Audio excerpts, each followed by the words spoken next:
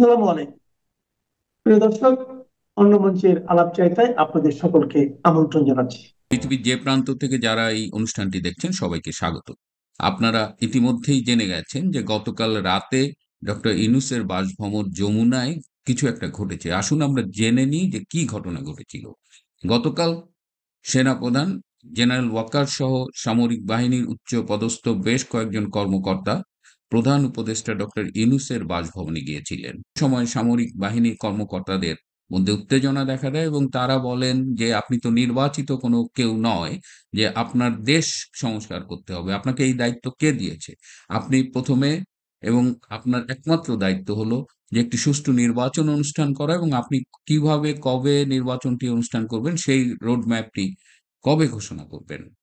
এই পর্যায়ে সেখানে দুজন শিশু উপদেষ্টা উপস্থিত ছিল এবং তারা কথা বলতে গেলে একজন মেজর জেনারেল পদস্থ কর্মকর্তা উত্তেজিত হয়ে বলেন যে তোদের আমরা রাস্তা থেকে তুলে এনেছি, একদম কোনো কথা বলবি না, কথা বললে ঘাট ধরে বের করে দেবো। এবং সেখানে ব্যাপক উত্তেজনাকর একটি পরিস্থিতির সৃষ্টি হয়। সমস্ত পরিস্থিতি বদলে যাচ্ছে। আপনাদের একটু জানিয়ে রাখি, যারা ডক্টর ইউনূসকে ষড়যন্ত্রের মাধ্যমে ক্ষমতায় বসিয়েছিলেন, তারাও কিন্তু ডক্টর ইউনূসের উপরে রীতিমতো হতাশ। বিভিন্ন গোয়েন্দা সংস্থা রিপোর্ট এবং বেশ কয়েকটি দেশের তারাকে বোঝাতে সক্ষম হয়েছে যে যে পরিবর্তনের আকাঙ্ক্ষা নিয়ে বাংলাদেশে এত কিছু ঘটে গেল, ডক্টর ইউনূস সেটি করতে সম্পূর্ণ ব্যর্থ হয়েছে এবং এটি ডক্টর ইউনূসের মাধ্যমে করা সম্ভব নয়। ডক্টর ইউনূসের মাথা থেকে তাই তার আন্তর্জাতিক মুরব্বীরা হাত সরিয়ে নিয়েছে। ডক্টর ইউনূসের পায়ের নিচেও এখন কোনো মাটি নেই, কিন্তু তিনি কোনো অবস্থাতেই ক্ষমতা ছাড়তে চাচ্ছেন না। আমার খুব ১৯৭৫ সালের আগস্টের পরবর্তী ঘটনাগুলো মনে পড়ছে যে তখন বঙ্গবন্ধুকে সপরিবারে হত্যা করবার পরে যে খন্দকার মোশতাক যে দায়িত্ব নিয়েছিলেন দেশ পরিচালনার, এবং তিনি তখন এই বঙ্গভবনে বঙ্গবন্ধুর খুনীদের নিয়ে ফুর্তি করতেন রাতে। তার একটা প্রেমিকা ছিল জেবা নামের, সেই প্রেমিকার সাথে তার সময় কাটাতেন। এসব করতে গিয়ে তিনি দেশটাকে আর চালাতে পারলেন না এবং তখন মাত্র ৮৪ দিনের মাথায় হি ওয়াজ কিকড আউট। হ্যাঁ, মীর জাফর মুশতাকের বিদায় হয়েছিল ৮৪ দিনের মাথায়। তো এই ইতিহাসগুলো আমরা যেন ভুলে না যাই, কিংবা আমরা যদি এরশাদের ক্ষমতা গ্রহণের কথা মনে করি যে ১৯৮২ সালে মার্চে তিনি যখন ক্ষমতা গ্রহণ করেছিলেন, তার আগে কিন্তু তৎকালীন রাষ্ট্রপতি বিচারপতি সাত্তারের সাথেও কিন্তু তার বেশ কিছু টানাপোড়েন শুরু হয়ে গিয়েছিল। তো সেই পরিস্থিতির সাথে আজকের পরিস্থিতির কিন্তু অনেক মিল আমরা দেখতে পাই। কালকে প্রাপ্ত শেষ খবর হলো যে সামরিক বাহিনীর কর্মকর্তারা ডক্টর ইউনূসকে আল্টিমেটাম দিয়ে এসেছে, তিনি ক্ষমতায় থাকবেন কিনা সেই আশঙ্কাও কিন্তু উকিঝুঁকি মারতে শুরু করেছে। এছাড়াও ডক্টর ইউনূসের একজন উপদেষ্টাকে নিয়ে ভীষণ আপত্তি উঠেছে সেনাবাহিনী সহ বিভিন্ন মহল থেকে, এবং সেই উপদেষ্টা এখন খুবই চাপের মধ্যে আছেন এবং সবাই দাবি করছেন তাকে উপদেষ্টা পরিষদ থেকে সরিয়ে দেওয়া হোক এবং তার ফোন, তার কার্যকলাপ সবকিছু উপরে গোয়েন্দা নজরদারি বাড়ানো হয়েছে। সো এই পরিস্থিতিতে আমরা একটু অপেক্ষা করি। দর্শক, ভেতরে ভেতরে কিছু একটা ঘটছে, কিন্তু যেটা আমরা ধরতে পারছি না। কালকে রাতে অজিত দোভাল এবং আমাদের সিডিএস যিনি আছেন এখন অনিল চৌহান, সঙ্গে সেন্ট্রাল আইবি, স্টেট আইবি এবং আরো অনেক অফিসাররা, টোটাল 11 জন শেখ হাসিনার সঙ্গে দেখা করতে গেছিলেন। এখন এই কথাটা নিশ্চয়ই মোদিজির সঙ্গে হয়েছে, তারপরে যাচ্ছেন। কারণ মোদিজি এর মধ্যে ঢোকেন নাই কারণে এখন তো প্রধানমন্ত্রী শেখ হাসিনা তো ক্ষমতায় নেই। যেটুকু আমি শুনেছি, প্রথমে শুনেছিলাম যে মোদিজি কথা বলবেন, আমি এ নিয়ে একটা ভিডিও করেছিলাম। পরবর্তীকালে শুনলাম যেহেতু প্রধানমন্ত্রী শেখ হাসিনা এখন ক্ষমতায় নেই, তাই রাষ্ট্রপ্রধান হিসেবে মোদিজি সরাসরি তার সঙ্গে দেখা করবেন না। যেটুকু করছেন সেটুকু হচ্ছে অজিত দোভাল মারফত। এখন তাহলে কি মেসেজ গেল, যেখানে সিডিএস যাচ্ছেন 3 বাহিনীর প্রধান, সঙ্গে এনএসএ। আপনাদের এনএসএ কোথায় আছে আপনারা খবর নিয়ে দেখুন, আপনাদের এনএসএ এখন কোথায় আছে, পরশুদিন কোথায় ছিলেন, গতকালকে আমি বলেছিলাম তিনি কি কি করছেন, কার জন্য কি কি করে বেড়াচ্ছেন, সেটা খবর নিন আপনারা। আমি আমার দেশের খবর বলি। তো এই যে দেখা করলেন এই 11 জন, কিছু একটা চলছে যেটা আমরা জানতে পারছি না, তবে বড় কিছু একটা ঘটতে চলেছে, এটা খুব শীঘ্রই ঘটতে চলেছে। তার যে আঁচ পাওয়া যাচ্ছে, সে আঁচটা হচ্ছে এই সরকারও তো আপনাদের অবৈধ বৈধ সরকার যাই হোক না কেন, মোহাম্মদ ইউনূসের সরকার, সেও তো খবরাখবর রাখে। তাদের যে ডিজিএফআই এবং তাদের যে গোয়েন্দা সংস্থা, তারা আওয়ামী লীগের আশঙ্কায় সারা দেশে বিশেষ সতর্কতা জারি করেছে। আওয়ামী লীগ তো নেই শুনছি, মাঠেই নেই, একেবারে গর্তে ঢুকে রয়েছে। তাদের জন্য বিশেষ সতর্কতা কেন? তার মানে ভেতরে ভেতরে কিছু আঁচ করছেন, বিশেষ কিছু হবে। আঁচটা ভয় ভালো, डरना अच्छा है, डर खत्म हो जाएगा तो सब कुछ खत्म हो जाएगा। এখন ব্যাপার হচ্ছে এই যে যত আওয়ামী লীগের লোকজন আছে না, এরা এখন চুপচাপ রয়েছে, কিন্তু ভেতরে ভেতরে কাজ চলছে। আমি সব খবর রাখি, ভেতরে ভেতরে কাজ চলছে। তারা যে কোনো সময় ঢাকা অভিমুখে লং মার্চ করবে। সেদিন কিন্তু 20 লাখ মানুষ হবে, আমি বলে দিলাম। তাই কোন পুলিশ, কোন সেনাবাহিনী সেদিন কিন্তু কাউকে রুখতে পারবে না। সেদিনটা কবে তা আমি জানি না, তবে আওয়ামী লীগের ভূত, ছাত্রলীগের ভূত, যুবলীগের ভূত, এদের তাড়া করে বেড়াচ্ছে। এমন তাড়া করছে যে যুবলীগ আসছে এই শুনে একটা সমাবেশ থেকে হই হই করে দেদার ছুটে পালাচ্ছে। কিনা যুবলীগ আসছে বা ছাত্রলীগ আসছে, কেউ একটা আসছে, কিছু একটা খবর উঠে গেছে। তো এই খবরের পর মানে যা অবস্থা, তাতে দেখা যাচ্ছে যে ত্রাসেই অর্ধেক লোক খতম হয়ে যাচ্ছে। এবার যদি সত্যিকারের যদি আওয়ামী লীগ যদি মাঠে নামে, তাহলে এদের কি অবস্থা হবে। আর আমাদের এই যে ইউনূস সরকার, ইউনূস সম্পর্কে একটা ইত্তেফাক একটা খবর করেছিল, ইতিহাস কিভাবে ইউনূসকে মানে মনে রাখবে, এই ধরনের কিছু একটা বলেছিল। তার কমেন্টে যে সমস্ত মন্তব্য এসছে, সেই মন্তব্যকে তুলে ধরে আমি আমার ভিডিওকে আর নোংরা করতে চাইলাম না। এই মন্তব্যগুলো অনেক আগেই আমার কাছে এসছে, আমার এক বন্ধু আমার ওখানে পাঠিয়ে দিয়েছেন। আবার একটা মন্তব্য করেছেন, ওইরকম বিতর্কিত মন্তব্য করেছেন আপনাদের স্বরাষ্ট্র উপদেষ্টা। স্বরাষ্ট্র উপদেষ্টা কি বলেছেন?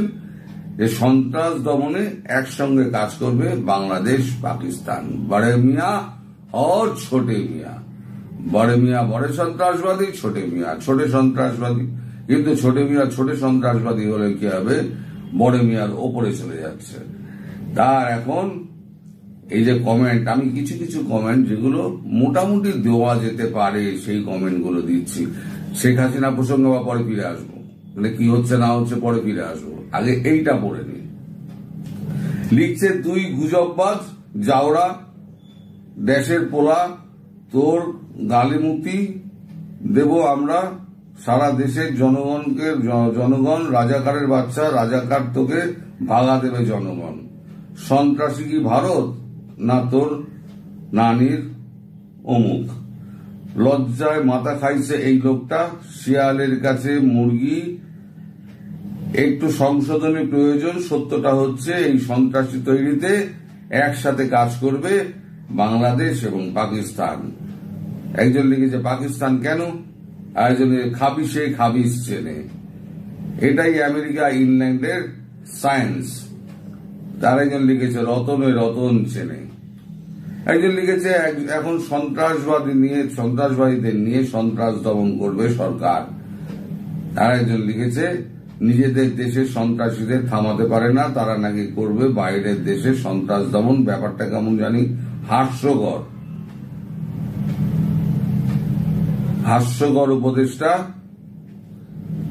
প্রথমে পালন, তারপরে দমন, এরকম হাজারো মন্তব্য। দেখুন, হাজারো মন্তব্য। আরো যেসব মন্তব্যগুলো আছে সেগুলো আবার পাতে দেওয়ার যোগ্য নয়। তার মানে বোঝা যাচ্ছে যে এই সরকারের অবস্থাটা কি, মোটামুটি দেয়ালে পিঠ হয়ে গেছে। সাদে খলিলুর রহমান দৌড়াচ্ছে, পাঁই করে দৌড়াচ্ছে। খলিলুর রহমানকে আরো দৌড়াতে হবে। আলটিমেটলি খলিলুর রহমান দেশে ফিরবেন কি, সেটা নিয়েও কিন্তু আমার যথেষ্ট সন্দেহ আছে। কারণ চারদিকে যে আবহাওয়া না, খুব একটা সুবিধের লাগছে না। খলিলুর সব খবর রাখে, খুব শেয়ানা লোক একদম। এদিকে হয়েছে কি, কালকে যে মিটিংটার কথা বলছিলাম, কালকে 11 জন যে গেছিলেন তারা মোটামুটি 45 মিনিটের মতো মিটিং করেছেন। এমন মিটিং এ কি কথাবার্তা হয়েছে তা আমরা জানি না, কোনো খবরের কাগজেও প্রকাশিত হয় না এসব খবর। কিন্তু সিডিএস যখন গেছেন তখন বোঝা যাচ্ছে বাংলাদেশ সেনাবাহিনীর ওপরে ভারতের সেনাবাহিনীর আর কোনো আস্থা নেই। যা করবে ভারতীয় সেনাবাহিনী করবে। এর আগে কিন্তু 3 জন ডিরেক্টর অফ মিলিটারি অপারেশন এসে দেখা করে গিয়েছেন, সে খবরও আমি করেছিলাম। সিডিএস এই প্রথম এলেন, সঙ্গে অজিত দোভাল। এমনি অজিত দোভালের সঙ্গে আমাদের প্রধানমন্ত্রী শেখ হাসিনার খুবই ভালো সম্পর্ক, একদম ব্যক্তিগত লেভেলের সম্পর্ক যেটা হয় সেই সম্পর্ক, হাসি ঠাট্টার সম্পর্ক, ধমকাধমকির সম্পর্ক, শাসন অনুশাসনের সম্পর্ক। তো যাই হোক, যেটাই হোক না কেন, এখন ডক্টর ইউনূসের কিন্তু পায়ের তলায় মাটি নেই। তিনি বুঝতে পারছেন আওয়ামী লীগ খুব শিগগিরই মাঠে নামবে। আর ভেতরে ভেতরে কি কাজ চলছে, ভারত কি করছে, সেগুলো তো আমি বলবো না। সেগুলো আপনারা খোঁজ দিতে বলুন, আপনাদের মিডিয়াকে খোঁজ দিতে বলুন। আপনাদের মিডিয়া যথেষ্ট ভালো খবর রাখে এবং যথেষ্ট বুদ্ধিমান লোকজন ওখানে কিন্তু মিডিয়াতে আছে, এটা আমি বুঝতে পারি। তাদের যদি এখন হাত পা বেঁধে রেখে দেয় এরকম করে, তারপরে তারা কি করে করবে? নইলে একদিনে সরকারের চামড়া ছাড়িয়ে দিত এই মিডিয়া। যে সমস্ত লোকজন রয়েছে না মিডিয়ার, আমি তো দেখি যখন শেখ হাসিনা যখন প্রধানমন্ত্রী ছিলেন তখনও দেখেছিলাম, সরকারের চামড়া ছাড়িয়ে দেওয়ার মতো ক্ষমতা এই মিডিয়ার আছে। তাই এই মিডিয়াকে দমন করে রাখতে হবে। সব থেকে মজার কথা হলো যে আমাদের এই যে আইনি উপদেষ্টা নজরুল ইসলাম আর এই ডাস্টবিন শফিক, তাদের কোনো খবর দিতে পারেন আপনি? দর্শক যদি কোনো খবর টবর দিতে পারেন আমায় একটু দেবেন তো কমেন্ট বক্সে। আমি কমেন্ট বক্স তো চেক করি, যদি কোনো খবর টবর পান আমায় দেবেন। কারণ এদের কোনো খবর আমি পাচ্ছি না। এরা যে ডুব সাঁতার দিয়ে কোথায় চলে গেছে আর ভেসে উঠছে না, এদের কোনো খবর পাওয়া যাচ্ছে না। তবে ডক্টর ইউনূস একটা প্রচেষ্টা করেছিলেন, আমি শুধু ইঙ্গিতটুকু দিচ্ছি। ডক্টর ইউনূস একটা প্রচেষ্টা করেছিলেন যে বাংলাদেশ থেকে ভারত হয়ে এক্সিট উনি রুট নেবেন। সে এক্সিট রুট হয়তো উনি পাবেন না, তাই একটা বিমান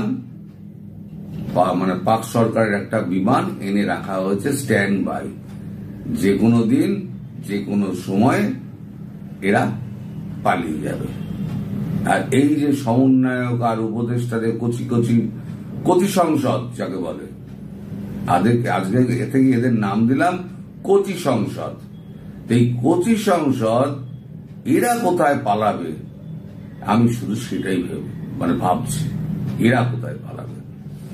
তো শেখ হাসিনা হয়তো খুব শিগগিরই হয়তো দেশে ফিরবেন, কবে ফিরবেন আমি জানি না, কিন্তু যে পরিবেশ তৈরি হচ্ছে চারদিকে আমার মনে হচ্ছে খুব একটা বেশি দেরি নেই।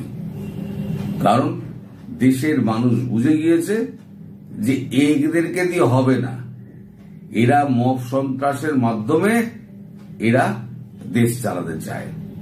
ভারতবর্ষ যে অ্যারেঞ্জমেন্ট করছে ডক্টর ইউনূস, আপনার জন্য কফিনে শেষ পেরেকটি পোতা হচ্ছে।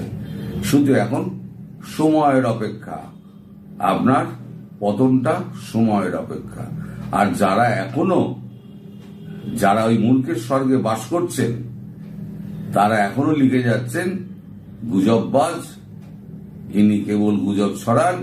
এই গুজব ছড়িয়ে ছড়িয়ে কিন্তু ওই 5 আগস্টের পর থেকে ওই পরিবর্তিত অবস্থা আজকে এসে দাঁড়িয়েছে এই গুজববাজ গুজব রটিয়ে রটিয়ে। এটাও কিন্তু আপনাদের মানতে হবে। তো যাই হোক, আরেকবার আমাকে গুজববাজ বলে ইনশাআল্লাহ বলে দিন।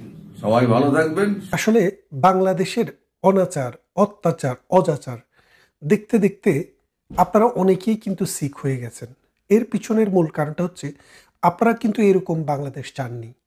এই বাংলাদেশ গত 53 বছর 54 বছরে আমাদের বিভিন্ন রাজনীতিবিদদের, রাজনৈতিক নেতাদের, কর্মীদের অক্লান্ত পরিশ্রমে বাংলাদেশ দক্ষিণ পূর্ব এশিয়াতে অন্য যেই কোনো দেশের চাইতে সামাজিক, রাজনৈতিক, অর্থনৈতিক, ভৌত অবকাঠামো, সামাজিক অবকাঠামো, শিক্ষা, সংস্কৃতির বিকাশে অনেক অগ্রণী ভূমিকা পালন করেছে। শুধুমাত্র গণতান্ত্রিক প্রেক্ষাপট বাংলাদেশে যেহেতু একাধিকবার 3 বার 4 বার আর্মি ইন্টারভেনশন হয়েছে, আমাদের গণতন্ত্রের উন্নয়ন সেইভাবে হয়নি। কিন্তু সত্যিকার অর্থে আমাদের প্রতিবেশী যেই কোনো দেশের চাইতে আমরা ভালো করছিলাম। এমন সময় শকুনের দৃষ্টি পড়ল বাংলাদেশের উপরে। এই বাংলাদেশের উত্থান, এই বাংলাদেশের পতন, এই বাংলাদেশের জন্ম এবং এই বাংলাদেশের মৃত্যু সব কিছুর সাথে আমাদের প্রতিবেশী রাষ্ট্র ভারত সবসময় অঙ্গাঙ্গিভাবে জড়িত থাকবে। কেন থাকবে বিষয়টা আপনারা একটু খেয়াল করে দেখেন। বাংলাদেশ রাষ্ট্রটির যখন জন্ম হয় একটি গরিব রাষ্ট্র ছিল। পাকিস্তানের পূর্বাংশ খুবই গরিব অঞ্চল। এই গরিব অঞ্চলের না আছে অন্ন, বস্ত্র, বাসস্থান, শিক্ষা, চিকিৎসা, কোনো কিছুই নেই। যুদ্ধ করা তো দূরের কথা। এই মহাভারত যখন আমাদের পাশে এসে দাঁড়ালো, আমাদের জাতির জনক বঙ্গবন্ধু শেখ মুজিবুর রহমানের প্রচেষ্টার সাথে যখন ভারত যখন কাঁধে কাঁধ মিলিয়ে কাজ করলো, মুক্তিবাহিনীকে শেল্টার দিল, 1 কোটি মানুষকে আশ্রয় দিল এবং সর্বোপরি নিজেরা যুদ্ধ করে এই দেশটিকে স্বাধীনতার একটি ভিত্তি তৈরি করে দিল। গত 54 বছরে ভারত আমাদেরকে নানানভাবে সহযোগিতা করেছে, নানান প্রকল্পে অনুদান দিয়েছে। বিশ্ব সবাই আমাদের অবস্থানকে সুদৃঢ় করতে ভারত অনেক ভূমিকা রেখেছে। গত 17 বছর থেকে প্রধানমন্ত্রী শেখ হাসিনার নির্লস প্রচেষ্টার সাথে ভারতের আন্তরিকতায় বাংলাদেশের অর্থনীতি ভারতকেও ছাড়িয়ে গিয়েছিল। সেই অবস্থায় শকুনের চোখ পড়ল বাংলাদেশের দিকে। এই শকুনেরা চাইল এই বাংলাদেশটিকে ছিন্ন ভিন্ন করে ফেলবে, ছিন্ন বিচ্ছিন্ন করে ফেলবে। এখন ডক্টর ইউনূস বাংলাদেশটিকে বিক্রি করা শুরু করেছে। এই টুকরো টুকরো করে বাংলাদেশ বিক্রি হচ্ছে। আপনারা দেখেছেন চট্টগ্রাম বন্দরটি 30 বছরের জন্য আমেরিকাকে দিয়ে দিল, ডিপি ওয়ার্ল্ডকে। তারপর ডেনিস কোম্পানিকে আরেকটি টার্মিনালের অনুমোদন ছিল, যেটি দেওয়া হলো 40 বছরের জন্য। তারপর double mooring terminal, container terminal, সেটিও দিয়ে দেওয়া হলো লিজে। তার মানে বাংলাদেশের আছেটা কি? একটা সমুদ্র বন্দর, আরেকটি বিমানবন্দর। এই বিমানবন্দরে সাম্প্রতিক আগুন লেগেছিল। এই আগুন লাগার পিছনের কারণ কিন্তু অনেকেই অনেক অনুসন্ধান করছেন, কিন্তু সত্যিকারের অনুসন্ধান যদি করেন তাহলে কিন্তু কারণটি অন্য জায়গায় আপনারা খুঁজে পাবেন। আমি যে কথাটি বলছিলাম, দেখেন আমাদের এই বন্দরে ব্রিটিশ বেনিয়ারা এসেছিল, আমাদের এই বন্দরে পর্তুগিজরা এসেছিল, আমাদের এই বন্দরে ডাচরা এসেছিল। এসে আমাদেরকে পরাধীন রাখার বহু চেষ্টা হয়েছে। এই বাঙালি 190 বছর সংগ্রাম করে ব্রিটিশকে খেদিয়েছে, বহু সংগ্রাম করে পর্তুগিজ জলদস্যুদের খেদিয়েছে, বহু সংগ্রাম করে তারপরে আপনার ডাচদেরকে খেদিয়েছে। তারপর বহু সংগ্রাম তিতিক্ষার পর ভারতবর্ষ, পাকিস্তান, বাংলাদেশ হলো। সেই বেনিয়াদেরকে আবার আমেরিকান বেনিয়া, ইউরোপিয়ান ডেনিশ বেনিয়াদেরকে আবার এনে এই বাংলাদেশের ভূখণ্ডের ভিতরে ঢুকিয়ে দিচ্ছে। আমাদের দেশ, আমরা বহু কষ্টে স্বাধীন করেছি, সেই দেশটিকে আজকে ডক্টর ইউনূস টুকরো টুকরো করে বিদেশিদের হাতে হাতে তুলে দিচ্ছে। তারপর আরও পরিকল্পনা চলছে আমেরিকাকে একটি বন্দর বাংলাদেশের এই সমুদ্র সীমার ভিতরে দেওয়া হবে। আমরা জানি না বাংলাদেশের কপালে কি আছে। এখন শুনছি, খুব রিলায়েবল সোর্স থেকে শুনছি যে বাংলাদেশের যে বিমানবন্দরটি আছে শাহজালাল আন্তর্জাতিক বিমানবন্দর, সেটি দিয়ে দেওয়া হবে আমেরিকা বা ইউরোপিয়ান কোনো কোম্পানিকে ম্যানেজমেন্টের জন্য। তার মানে আমাদের হাতে আর কিছুই থাকলো না। ডক্টর ইউনূসকে যখন পাঠানো হয়, ডক্টর ইউনূসকে দুইটা এজেন্ডা দিয়ে পাঠানো হয়েছিল। ডক্টর ইউনূস কিন্তু নিজে আসেননি, তাকে পাঠানো হয়েছে টাকা দিয়ে। এখন ডক্টর ইউনূসের প্রথম এজেন্ডাটি হলো টুকরো টুকরো করে বাংলাদেশটাকে বিক্রি করে দাও, আর দ্বিতীয় হচ্ছে আমাদের যে প্রতিবেশী তাদের সাথে সম্পর্কটিকে একবারে খারাপ করো, খারাপ করিয়ে তাদের মনের ভিতরে একটা ভয় ঢুকাও, তাদেরকে একটা প্রেশার করো, অর্থাৎ সেটি হচ্ছে ভারত। ডক্টর ইউনূসের প্রথমটা তিনি সফল হয়ে গেছেন। কি সফল হয়েছেন? তিনি অলরেডি টুকরো টুকরো করে বাংলাদেশকে বিক্রি করে দিয়েছেন। আর দ্বিতীয়টি তিনি সফল হওয়ার চেষ্টা করছেন, কিন্তু পারবেন না। ভারত বিশাল শক্তি, পাকিস্তানকেই তাদের গণার সময় নাই, বাংলাদেশের কথা তো বাদই দিলাম। এখন এই ডক্টর ইউনূস এসে তার পালিত পুত্রদেরকে দিয়ে প্রথম ভারতকে থ্রেট দিল যে ভারতের 7টি যে অঙ্গরাজ্য তার কিছু অংশ বাংলাদেশের ভিতরে ঢুকিয়ে তিনি মানচিত্র বদলায় ফেলবেন। তারপর বললেন কি চায়নাতে গিয়ে যে ইন্ডিয়ার যে কয়টি কয়টি 7টি অঞ্চলকে তিনি ল্যান্ডলকড হিসাবে বললেন। কিন্তু ল্যান্ডলক তো বাংলাদেশেরও বহু অঞ্চল আছে, ঢাকাও তো ল্যান্ডলক, কারণ ঢাকার চারপাশে তো কোনো সমুদ্র নেই। তাহলে আপনি বোঝেন ব্যাপারটা। এখন যদি রাজশাহীকে যদি আপনি ল্যান্ডলক বলেন, অথবা আপনি যদি গাজীপুরকে ল্যান্ডলক বলেন, তাহলে গাজীপুরের কেমন লাগবে? গাজীপুর তো বাংলাদেশের অংশ। সুতরাং বন্দর চট্টগ্রামে যেটি আছে, মোংলাতে যেটি আসছে, সেটি শুধু মোংলার আর চট্টগ্রামের বন্দর নয়, এটা পুরো বাংলাদেশের বন্দর। ভারত এত বড় সীমারেখা, তাদের সমুদ্র সীমা, ভারতের এই রাষ্ট্রগুলো ল্যান্ডলক, এই অঞ্চলগুলো ল্যান্ডলক হয় কি করে? সুতরাং ডক্টর ইউনূসের এখানেও একটি চাল ছিল, এবং সেই চালটি দিয়ে ডক্টর ইউনূস ভারতের সাথে বাংলাদেশের মানুষকে মুখোমুখি দাঁড় করে দেওয়ার চেষ্টা করেছে, এবং ভারতের অখণ্ডতাকে বিনষ্ট করার জন্য এবং সন্ত্রাসী হামলার জন্য ডক্টর ইউনূস পাকিস্তান থেকে লোক ভাড়া করে এনেছে। লস্করে তৈয়বা ডক্টর ইউনূস অনুমোদন দিয়েছে, জৈশে মোহাম্মদী তাদেরকে অনুমোদন দিয়েছে, এবং তিনি কি করেছে বলেছে তারা এখন আসতে আর ভিসা লাগবে না, এয়ারপোর্টে আসলেই চিল দেওয়া হবে। বাংলাদেশের মতো জায়গায়, যে দেশ বাংলাদেশকে স্বাধীনতা যুদ্ধে সহযোগিতা করেছে, এতদিন থেকে শুনেছেন যে গোলামি চুক্তি, কিন্তু দেখা গেল একটি চুক্তি ও গোলামি চুক্তির কোনো বিন্দু মাত্র লেশ মাত্র কিছু নেই। ডক্টর ইউনূস একটি চুক্তিও বদলাতে পারেননি, বদলানোর চেষ্টাও করেননি। গঙ্গার যে পানি চুক্তিটি শেষ হয়ে যাবে আগামী বছর, সেই চুক্তিটি নিয়ে কোনো কথাই বা ডক্টর ইউনূস বলেননি, কারণ ডক্টর ইউনূস জানেন তার এজেন্ডা দেশকে উন্নত করা নয়, দেশকে কবর দেওয়া। এর বিনিময়ে ডক্টর ইউনূস কি পেয়েছেন? দুইটি জিনিস। এক তো তিনি ক্ষমতা পেয়েছেন, ক্ষমতার ব্যবহার করছেন, তার 14 গোষ্ঠীকে এবং তার 14 পুরুষের আত্মীয় স্বজনকে এখানে আত্মীয়করণ করছেন, তার গ্রামীণ ব্যাংকের সমস্ত পয়সা মাপ করিয়ে নিচ্ছেন। আরেক দিকে তিনি এই কন্ট্যাক্টগুলো দিয়ে কোটি কোটি টাকা হাতিয়ে নিচ্ছেন। এই হাতিয়ে নেওয়ার ভাগ ডক্টর আসিফ নজরুল পাচ্ছে ওই যে শিশু উপদেষ্টারা, এবং পাচ্ছে এনসিপি। জামাতকেও দেয় কিনা জানি না, বিএনপির কপালে কিছুই নাই। এখন বিএনপিকে বাংলাদেশের রাজনীতিতে কবর দেওয়াও ডক্টর ইউনূসের একটি এজেন্ডা। তবে কবর দেওয়ার আগে ডক্টর ইউনূস বের হওয়ার কোনো সুযোগ আছে কিনা সেটা তিনি অনুসন্ধান করছেন। যদি না থাকে তাহলে বিএনপিকে কবর দেওয়া সম্ভব হবে না, আর যদি কোনো সুযোগ পান তাহলে বিএনপিকেও শেষ করে দেওয়ার প্রকল্প নিয়েই তিনি এসছেন। এখন এই যে একটি বাংলাদেশ টুকরো টুকরো করে বিক্রি করে দিচ্ছে ডক্টর ইউনূস, কোথায় আমাদের মতিউর রহমান যিনি বড় বড় কলাম লিখতেন বাংলাদেশ বিক্রি হয়ে যাচ্ছে, কোথায় আমার মাহফুজা নাম, কোথায় আমার ওই যে ট্যাবলয়েড পত্রিকার মতি সাহেব, কোথায় আপনারা, কোথায় আনু মোহাম্মদ, কোথায় আমাদের বিশ্ববিদ্যালয়ের সেই লাল বদরেরা?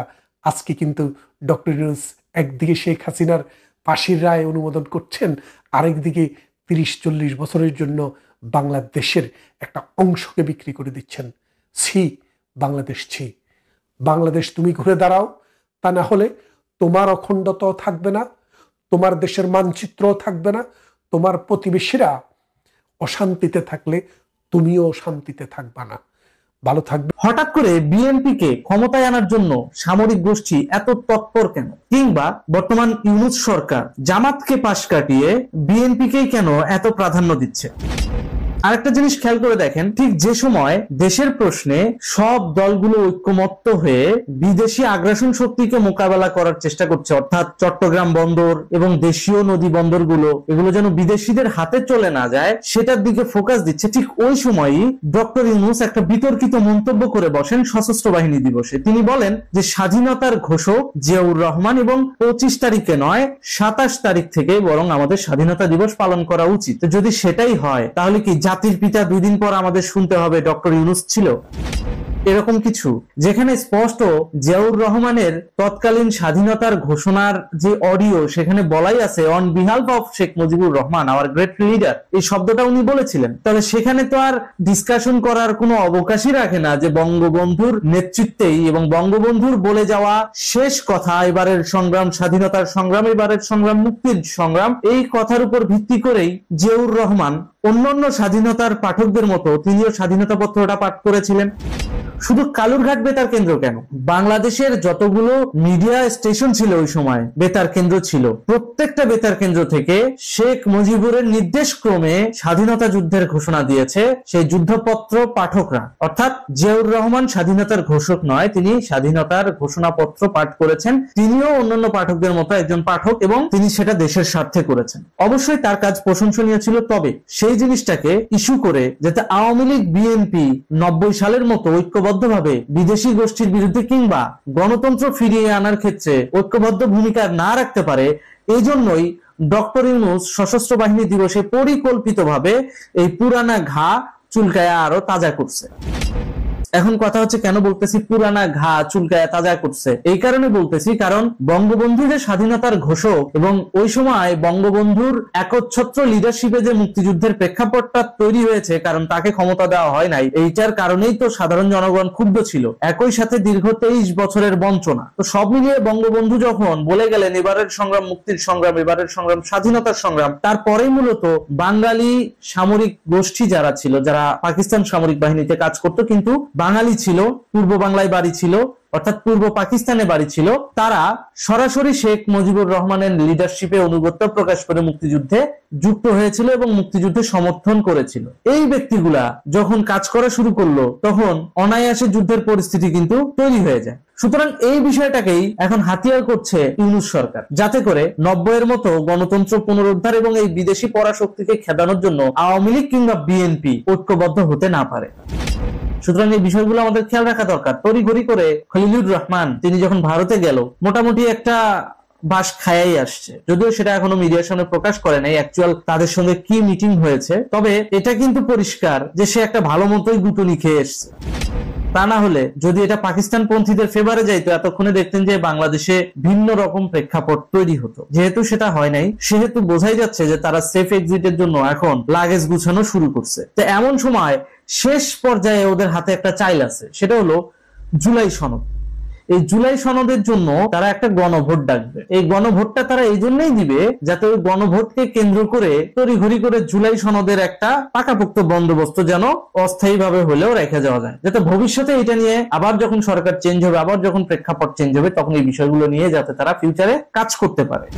তো পশ্চিমারা এগুলো দীর্ঘদিন ধরে ধরে জিয়া রাখে, এই কারণেই রাখে যাতে তারা ফিউচারে কাজ করতে পারে, এটা কমন। কিন্তু আমার কথা হচ্ছে এই ক্ষেত্রে বিএনপির ভূমিকাটা কি? এই যে নির্বাচন দিয়ে বিএনপিকে ক্ষমতায় আনার জন্য, নির্বাচন কমিশনকে পক্ষপাত পুষ্ট করার জন্য কাজ করা হচ্ছে, এইটার পেছনে নীল নকশাটা এরকম, আপনারা খেয়াল করে দেখবেন, যদি একটা পক্ষপাত দুষ্ট কিংবা পক্ষপাত পুষ্ট একটা নির্বাচন কমিশন পাওয়া যায় তাহলে মন মতো শাসন ব্যবস্থায় অধিষ্ঠিত করা যাবে জামাত বিএনপির লোকজনদের। আর এভাবেই যদি তারা ওই সমস্ত রাষ্ট্রীয় ক্ষমতায় জামাত বিএনপির লোকজনকে অধিষ্ঠিত করতে পারে, পরবর্তীতে কি করবে? তত্ত্বাবধায়ক সরকার ব্যবস্থা তুলে দিয়ে আবার পুনরায় সংবিধানের শ্রদ্ধা জানাবে, তারা জানায়া সরকারের অধীনে নির্বাচন দিবে, অর্থাৎ তাদের সরকারের অধীনে নির্বাচন দিবে। পরবর্তীতে কি হবে? একটা মেকি ইলেকশন, আবারও ওই ঘুরে ফিরে একই জিনিসই আসবে। আর নির্বাচন কমিশন এইভাবেই চলবে, একটা সরকারি প্রতিষ্ঠান যেভাবে চলে সেভাবেই চলবে। এই যে নির্বাচন কমিশনকে পক্ষপাত পুষ্ট করার জন্য এত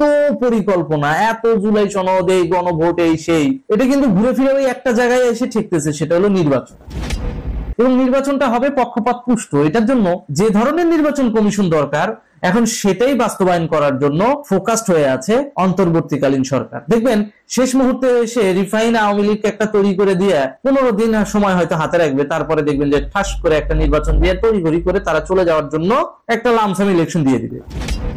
এবং ওই ইলেকশনে বিএনপিকেই ক্ষমতায় নিয়ে আসার জন্য এক ধরনের মূলা ঝুলানো হচ্ছে। মূলা ঝুলানো হচ্ছে এই কথাটা এই কারণে বললাম, কারণ এই মূলাটা এই কারণেই ঝুলানো হচ্ছে যাতে করে বিএনপি সে ক্ষমতা পাওয়ার লোভে পড়ে হলেও আওয়ামী লীগের ন্যায্য আন্দোলনগুলোতে দেশের স্বার্থে সমর্থন না দেয়।